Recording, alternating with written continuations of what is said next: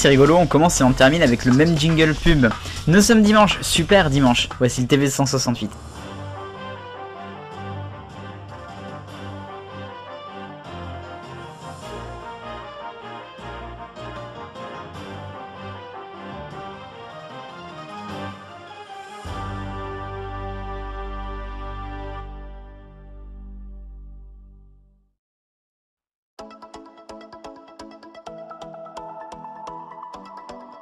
Et on commence ce TV 168 évidemment par l'Eurovision Junior. Ça y est, c'est aujourd'hui, c'est un super dimanche. Ça fait 1 an qu'on n'avait pas eu le concours Eurovision. Alors lundi, il y a eu la cérémonie d'ouverture de cette édition 2020 avec Vicky Gabor, la gagnante de l'année dernière, qui a littéralement tiré les boules pour choisir les positions, avec notamment la France qui sera 12e. Et ouais, Valentina va passer en dernière position et en général ça porte chance. On va tous être derrière elle de toute façon.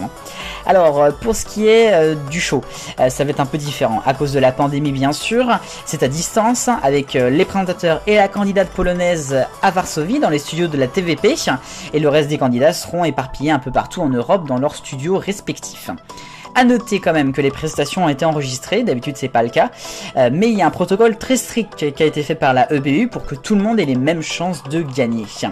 En France, l'émission est diffusée sur France 2 tout à l'heure à 17h, présentée par Stéphane Bern, accompagnée aux commentaires par Carla, notre chanteuse de l'année dernière, Bim Bam Boum. A noter que les votes ont ouvert vendredi soir jusqu'à 17h tout à l'heure et ils rouvriront juste après les prestations pendant 15 minutes à 18h30. Vous pouvez voter pour 3 candidats. Évidemment, on peut voter pour notre pays, pour la France, tous derrière Valentina. Alors mon top, en 3e les Pays-Bas, en 2e la Pologne et en 1er la France.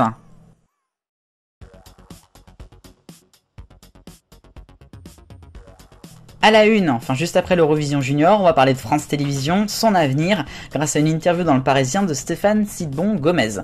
D'abord, pour les vacances de Noël, on aura Boyarland en Access, web, vous avez bien entendu, à la place de Nagui. Les émissions sont sans doute remontées pour qu'elles durent 1 heure et demie, on verra bien. Il y aura également Noël solidaire, ça sera pendant le 24 décembre l'après-midi, avec Olivier Mine et Faustine Bollard, une sorte de Noël de l'amitié, comme Dorothée le faisait.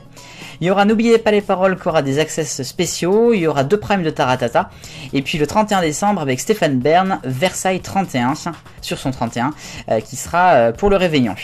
Ensuite, le mois de janvier, on a l'Eurovision bien évidemment, la sélection France, avec 12 candidats, toujours avec Stéphane Bern. Tireur du son sera sûrement là également, avec une nouvelle émission. Il y aura 2 numéros en prime time de Spectaculaire avec Jean-Marc Généreux. Sinon, pour ce qui est de France 3, on aura évidemment la suppression, personne n'y avait pensé, je vous l'ai déjà dit. Ce qui va faire que le 19-20 va être allongé à partir de 18h30. Ça sera une partie locale d'ailleurs à cette heure-ci. Et ça sera à partir du 25 janvier. Côté France 5, outre l'arrivée de Lumni prévue au moment de la mort de France 4, on a appris hier l'arrêt d'une émission pilier de la chaîne, La Maison France 5, présentée par Stéphane Thébault depuis 17 ans. Ça sera le 12 décembre prochain. Pitié, ne touchez pas à Silence ça pousse.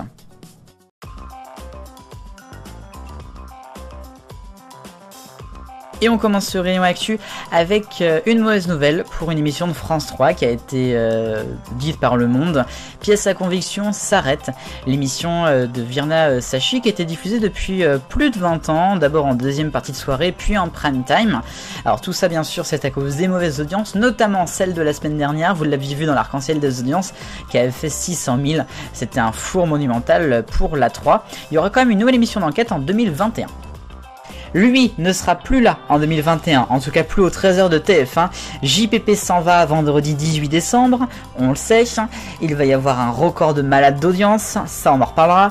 Et il va y avoir même un documentaire juste après la fin de son journal à 14h. On retrouvera un doc sur ses plus de 45 ans de carrière de l'ORTF à maintenant.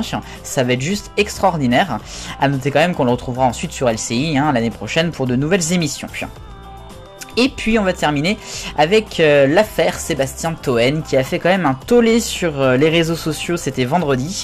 Il a été viré apparemment de Canal+, suite à une mauvaise parodie d'une émission sur une chaîne qu'on ne reçoit pas je crois à Génération Télévision. Je crois qu'elle est cryptée chez nous. Bref, il a fait une parodie en fait de son propre groupe, de son propre employeur. Ça n'a pas plu aux équipes, donc il est viré de Canal+. Adieu le journal du Hard.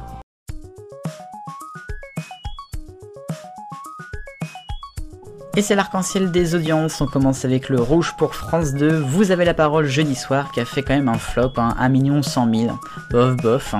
En orange chez France 3, vendredi avec l'édition Tout le sport, qui a fait seulement 1 500 000 et même pas 6% de part de marché.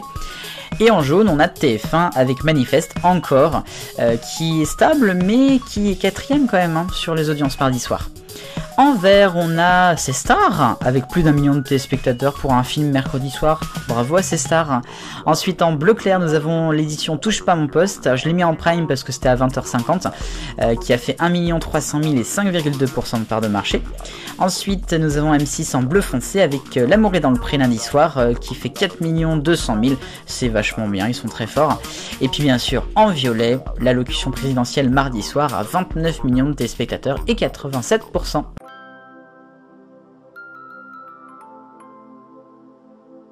Bref, passion habillage avec un écran noir. Non, c'est pas une erreur, mais c'est une petite révolution qui a eu lieu cette semaine sur France 2 et France 3.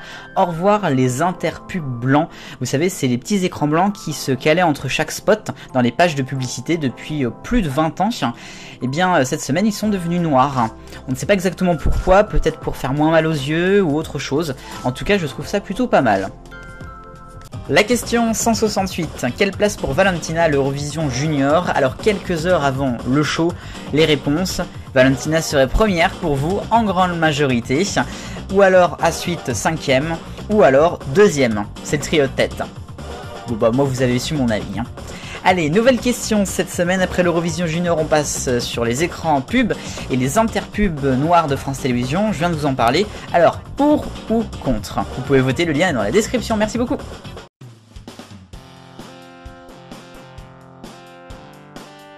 L'agenda de la semaine prochaine à la télévision et demain lundi, ça sera le retour des princes et des princesses de l'amour sur W9 en access pour une 8ème saison.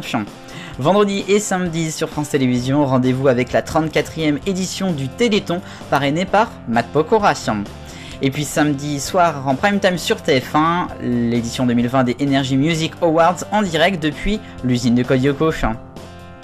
Et ainsi va la télévision ce super dimanche 29 novembre 2020. J'imagine qu'on se retrouve ce soir pour l'Eurovision Junior et la semaine prochaine pour de nouvelles vidéos. Vive le bonheur, on est tous des millions de copains. Move the world.